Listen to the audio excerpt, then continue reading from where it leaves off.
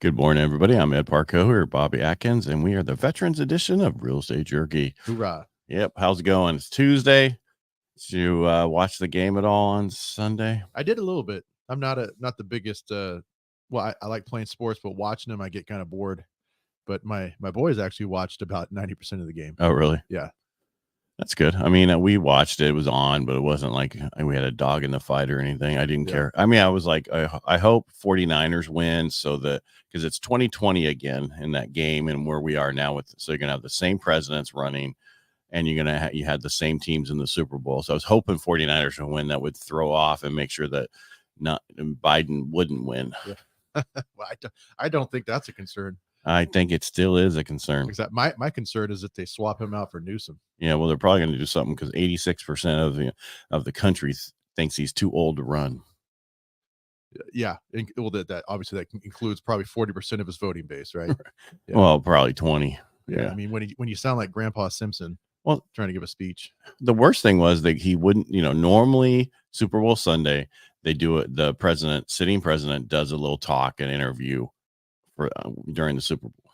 Mm-hmm. Didn't do that. They did a video about shrinkflation when it comes to chips, some of the stuff we talked about last week or wherever it was. And he was saying how companies are bad for doing that. It's their fault. They should not do that. And he's here for you to make sure that doesn't happen anymore. Because that's what we're so worried about, because he's not the one running the economy. No, it's somebody else. Yeah. It's like when he's at the gas stations, when he was saying they need to lower their rates when they make like a few cents off of each gallon, right? Except for the state of California with their taxes and their special blend. Yeah. But it's like, every gas station owner, right? They don't make anything on that. No, that's why they have all the other ghee-dunk. So you go in there and eat it, Yeah. Well, that's why a lot of them got out of retail here locally and sold those business to other people and stay in the wholesale because you steady money kind of thing. Yeah. Nobody complains about how much you make on the wholesale level. Yeah. I don't know much about that industry, but hey. Yeah, well, I didn't know either till a while back. Yeah. But I couldn't believe the whole thing about, shrinkage. That was the whole thing. That was the most important thing. Come to find out, it only took him 12 or 15 takes to do a minute and a half. In Hollywood, what am I doing? Fired. And if you really listen to it, he says something about the ice cream carts are smaller. Yeah. No, don't you mean ice cream cartons? Cartons, yeah, are smaller.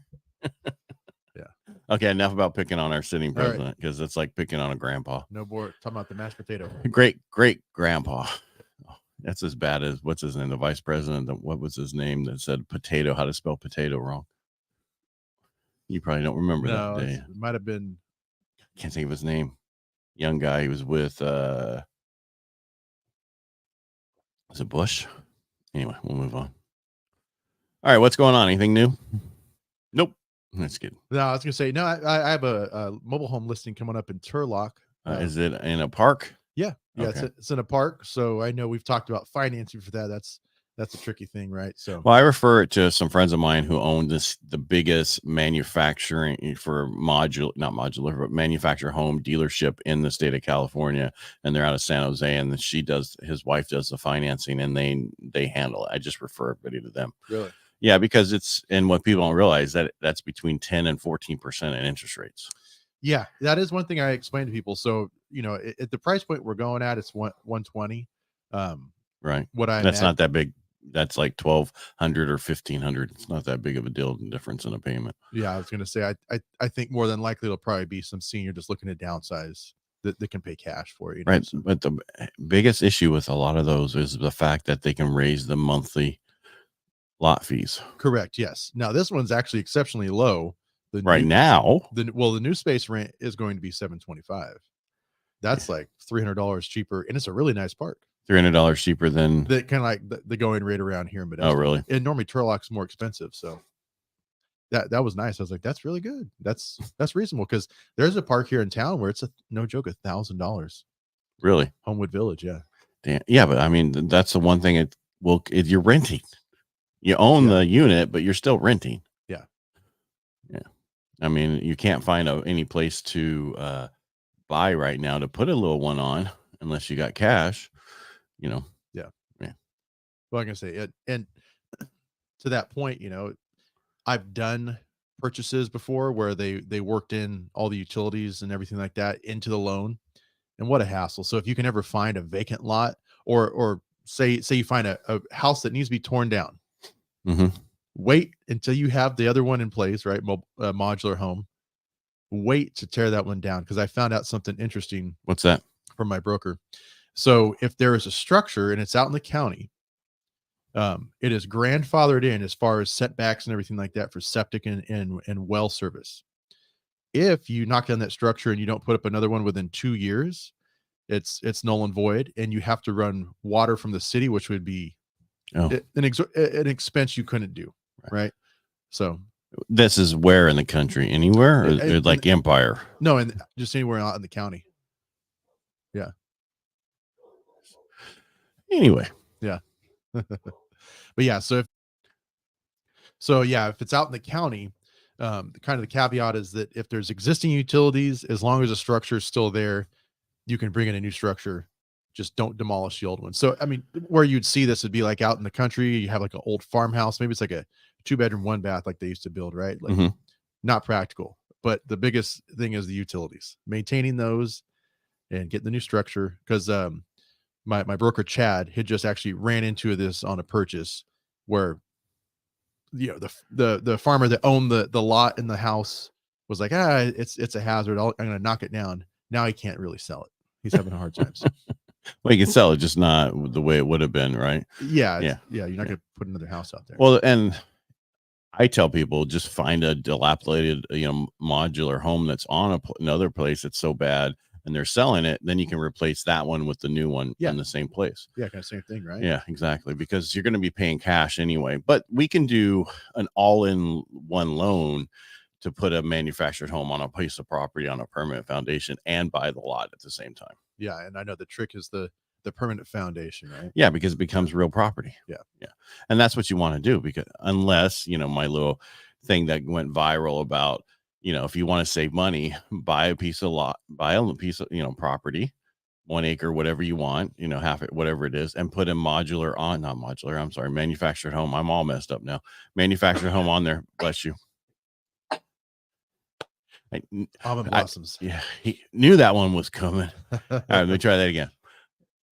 This was a hack that went viral on TikTok. I didn't think it was a hack, but they said it was. Basically, you buy a piece of property, whatever that is, you put a manufactured home on it. You don't put it on a permanent foundation. Then it's not real property. You don't have to pay property tax on the manufactured home that you put on there. Then down the road, when you go to sell it, you put a permanent foundation underneath it and sell it as real property and make more money off of it. Yeah. It all depends on the area you're in, if you can do that or not. You okay? Yeah. Okay. Yeah, it's that everything's blooming now. I know. It's reminded me that snow came, and then we're got this week, 3-day weekend coming up again. It's like another holiday. What the heck? And then we'll go forever without one. Yeah, until Labor Day, right? Yeah, exactly. It's like, if we're gonna do this, why don't we do it every month? Yeah. But yeah, I don't know, man. For the families where both parents work, that'd be tough, man. Well, not if everybody had Monday off. I guess, right? If it was a federal holiday. And I've decided that from going forward, I take off every holiday from now on. I'm not working 3-day weekends anymore. Yeah. We need the time. I'm getting older. There's only so many days left. We work too hard during the week to not take the time off. I ended up working Saturday a few hours and other stuff, and did my 4th crab feed on Saturday. And we're like, next year, max 2. Yeah. Because I don't really eat crab. So the last 2 were crab only, and I ended up eating crab. And I'm like, I still know why I don't eat crab, and I only go to the ones I can get a steak at or something else. Yeah. I can say you can only put so much butter to make it taste a little different, right? I just don't get the cold crab. It's like, can't you put in some warm water before you serve it? Yeah. I'm like, this is not how I eat. I don't eat lobster cold. Why would I eat crab cold? I don't know. I've had some of the artificial crab, Mm-hmm. but there's this one time many years ago, me and my ex and her family, we went camping. That was a long time ago. 20 years ago. went camping, and her brothers brought crab traps. This was my first time catching crabs, man. And we got like 2 buckets full of crabs. Mm-hmm. And I enjoyed the process, man. Until we went back to the campsite and threw them all in the boiling water right? And then they take them out and they like rip the shell off and like drink the juice. And I'm like, I don't think I'm hungry anymore, man. I just felt really guilty, man, about taking these little creatures and killing them. I guess you don't go hunting. No, You don't go fishing. I go fishing. Yeah. What's the difference? Well, normally I do catch and release. Oh, okay. If I you don't eat fish? I did when I was a kid, man. You know what it is? I didn't grow up hunting. I love animals, but I like eating them too. So I'll just let someone else kill them. There you go. Just put in a slaughterhouse in some of the most inhumane situations for most of these things. Well, no. So my buddy goes elk hunting. Great. So, but I'm talking about with your meat, unless you go get a cat, get a whole calf, or I'm not calf. That's wrong. Yeah, that's veal. Cat. Yeah. A whole cow or something, you're bringing it from somewhere. Yeah. Well, speaking of which, there are some cattle ranches like out in Oakdale where they have like a monthly subscription. So those are normally raised and slaughtered. So, and they're not cheap.